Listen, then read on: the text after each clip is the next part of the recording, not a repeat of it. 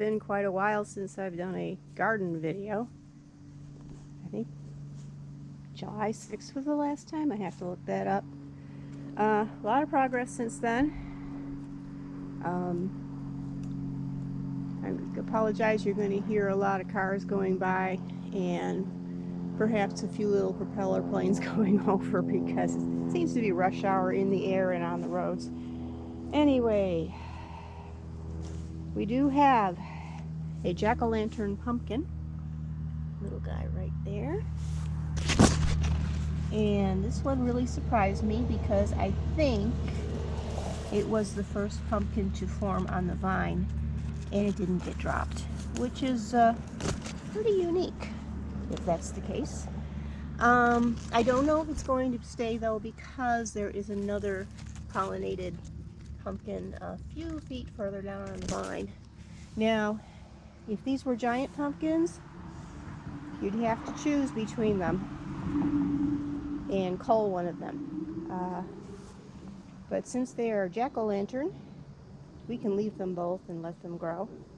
And the vine will take care of any issues by itself.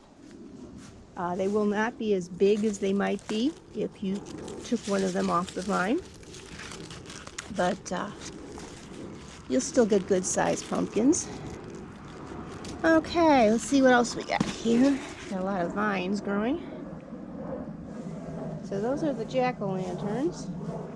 They're doing okay. And there's my composter that I won't be able to use for a little while because it's kind of tangled up in a pumpkin vine. Pumpkins come first. And here, what have we got here? We do have a Lumina pumpkin. It is hanging in midair.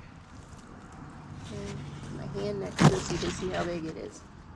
These are not really large pumpkins, and since it's hanging in midair, my experience is it's going to be a little bit smaller. But we'll see if the vine hangs on to it because sometimes they don't.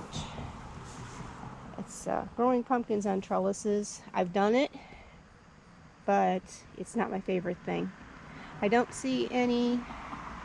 The pumpkin behind here is called Bunch of Warts. I don't see any of those yet, but the vines are really healthy. And over here we have groundswell tomato. This grew from seed. A month ago it was maybe that big.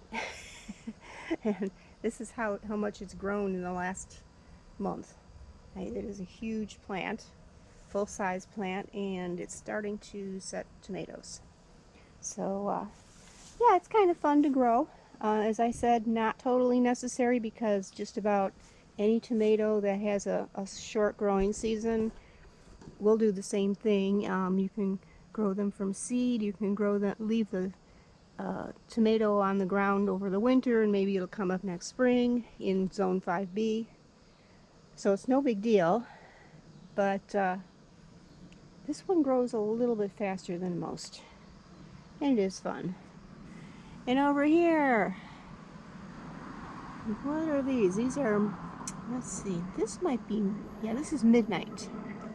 And we have a bunch of little Midnights. Midnight is a small pumpkin, so we're probably going to get quite a few female blossoms on it that will stick. There we go. Large vine for a small pumpkin. Oh, here's a bigger one. Right there. Here's a nice pollinated pumpkin. And this is mixed in with something Kong. And Kong I don't think is doing anything, which is fine. We have our first red tomato. I'm going to wait till tomorrow morning to pull that. Well, maybe not. Maybe not. This is an early girl. Bush early girl. And, oh, we have rot.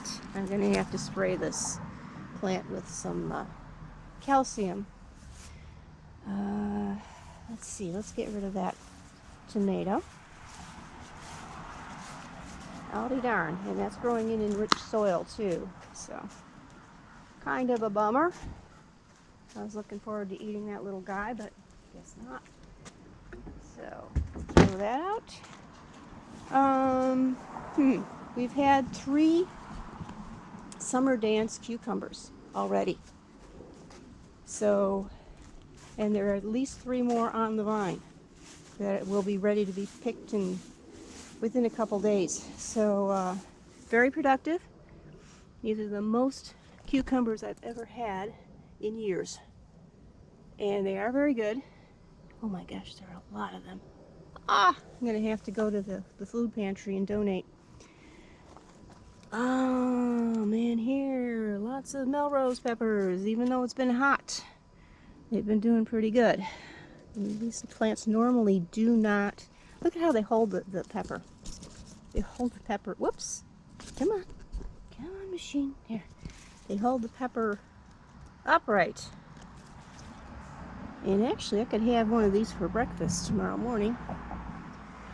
So, yeah, I'm going to spray that vine while I'm thinking of it, that tomato vine while I'm thinking of it, with some rot stop, because I don't want to lose all the tomatoes to rot. Well, that is sad. Okay. Anyway, what else have we got here? We probably have a bush baby squash here somewhere, but I'll be darned if I can find it. There's a baby, there's a female right there. And this little pickle, it's called Pioneer Pickle. A lot of male flowers. I've seen a few female flowers, but I don't see them doing anything. So, yeah, it's kind of an irritation. But I'm sure it's just early in the season for it or something. So, yeah, that is our mid-season pumpkin garden. And hope you enjoyed it. Oh yeah, you know what, before I go, my sunflower garden.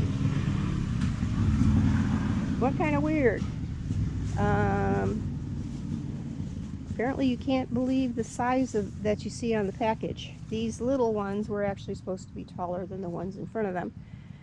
But it could be that these in front of them mature faster than these that are bigger, or get bigger as they get older. So, yeah, that was kind of interesting. And these are the really small ones here. They are growing well.